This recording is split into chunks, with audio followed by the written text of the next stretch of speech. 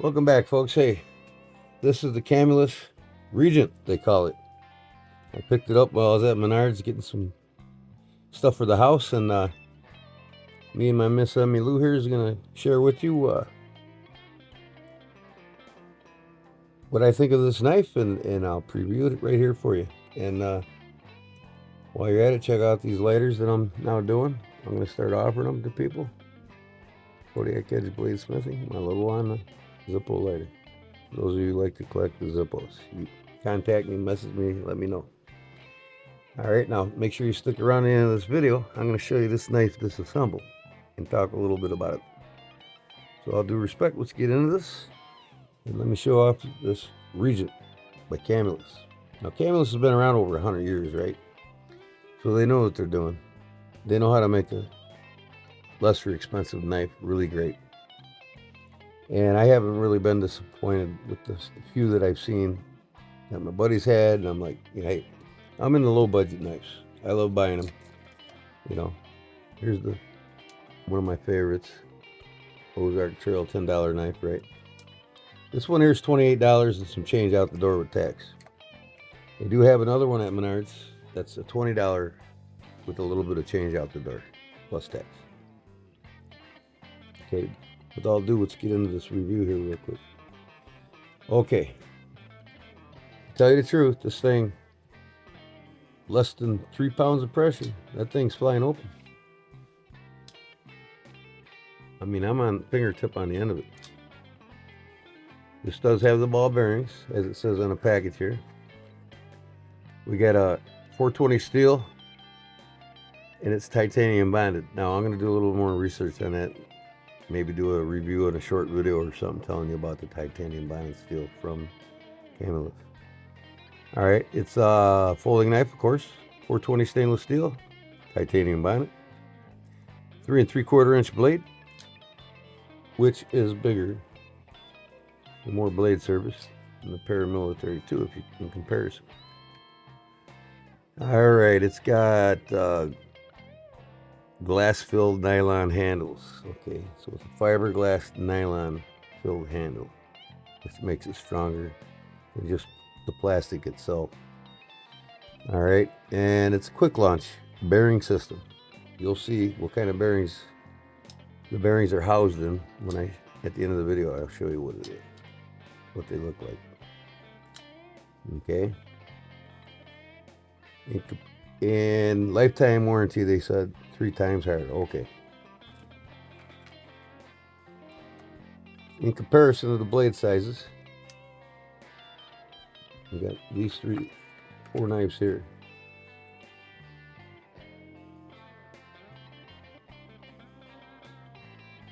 I'm sure a lot of you have these different knives. Buck 722 Spitfire. Okay, you'll see the difference in these blades here. With the Regent coming in the longest.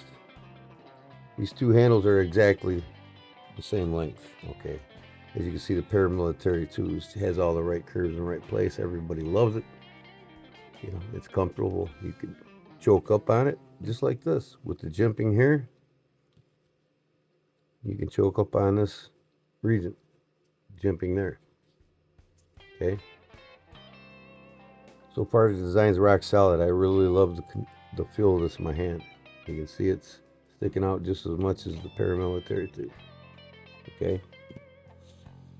So that said, these 2 don't stick outside the palm. It's just all about feel and what's most comfortable with you.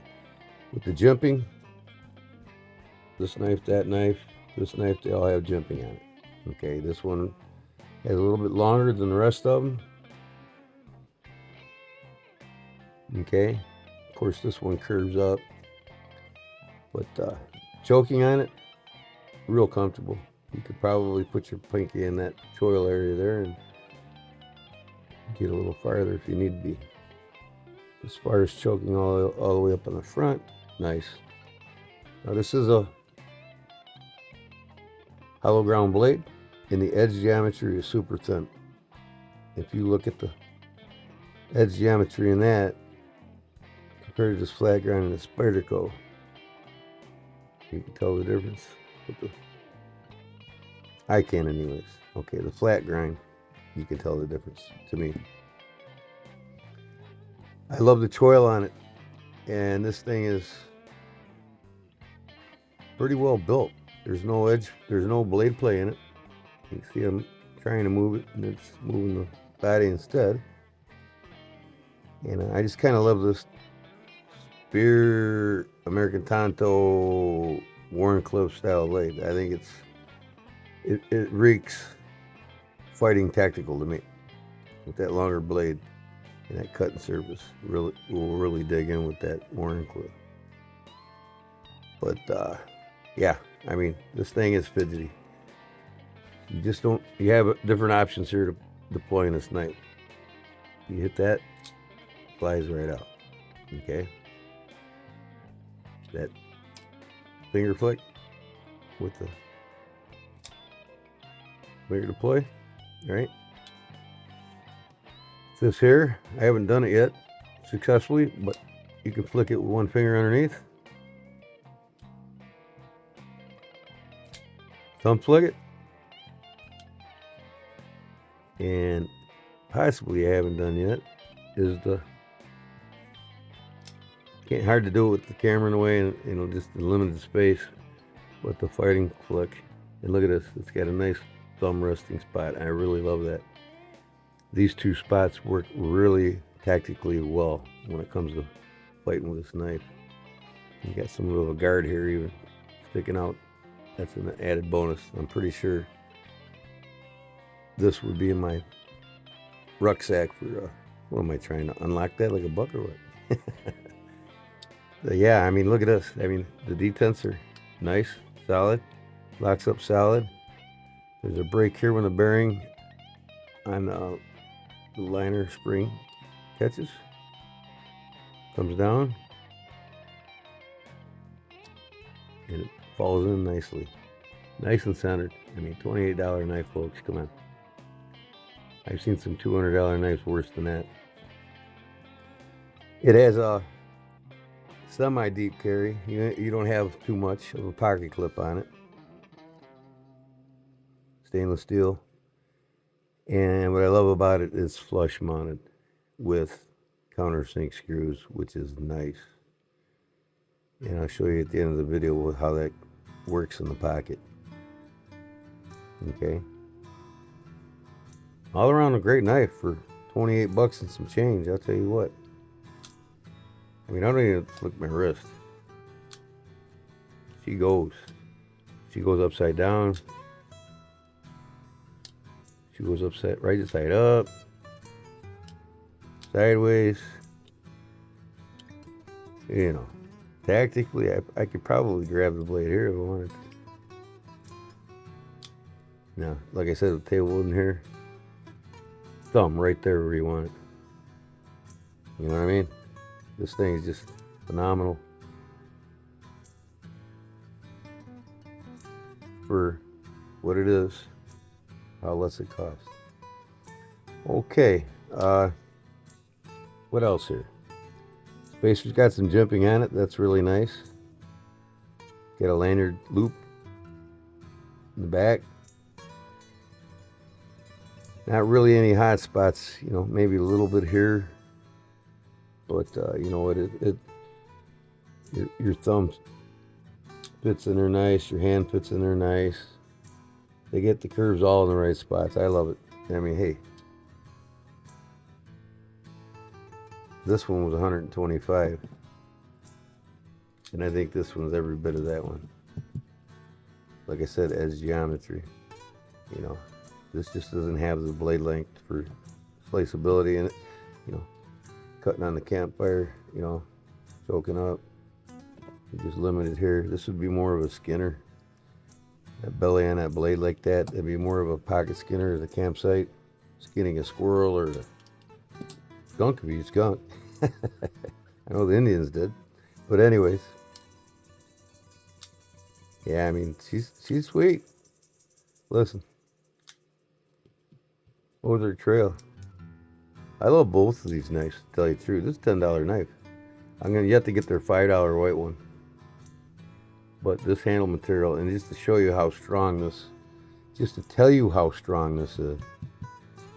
Same plastics on both of them. This is the fiberglass impregnated plastic, same here. I don't know what the Benchmade bug out uses, but they were considering this knife to be like a Benchmade bug out buster. You know what I mean? I actually did a bug out buster video on it if you look at my page on my channel. And I talked about it that the bug out handle busted in half. This one didn't. Stayed rock solid. Don't ask me why, but you can go see it on one of the top everyday ADC's page. He bought Walmart knives, all the Walmart knives, so you won't have to. It's a good video. Check it out. Keep forgetting his name. It's the Everyday EDC Carry YouTube page. So, I mean, here's another low budget. Same price as this one, but this one's obviously much better than that one. I mean, but it's still, well, I don't know if you'd say better. It is now, because I carved the vine on the, what the, let me do this. Look that out. You know, it's $28 utility carpenter's knife called the Swayback, and I love them. I collect all these construction knives. I did a video on them, and all around great knives. So I don't want to make this video too long. I think 12 minutes is enough. But these inexpensive knives are just like, this is my user. You can see how dirty it is around the blade. I mean, I use this every day. I keep it next to this and use this less often. Super slicey. Super slicey. One more time. I'm at the back of it. Here's 4 layers of it. Cut right through it. So anyways, thanks for watching, folks. And then I'm going to show you now with this knife and talk maybe about a minute about the parts in it and everything else. All right, thanks for watching, everybody. Say bye, Emmy Lou. Peace. Well, there she is, folks, all taken apart. There's approximately 22 parts, 23 if you count the bearing on the liner lock pivot lever. And if you look on the top right of the picture, side by side of the tang of the blade, you see the 2 plastic housings, washers for the ball bearings for it. Seem pretty solid, so she's lasts a good while. So anyways, that's it, and I appreciate your time and watching my videos. If you haven't subscribed yet, please do so, and thanks for helping support me, and please share, and we'll talk to you on the next one. Peace.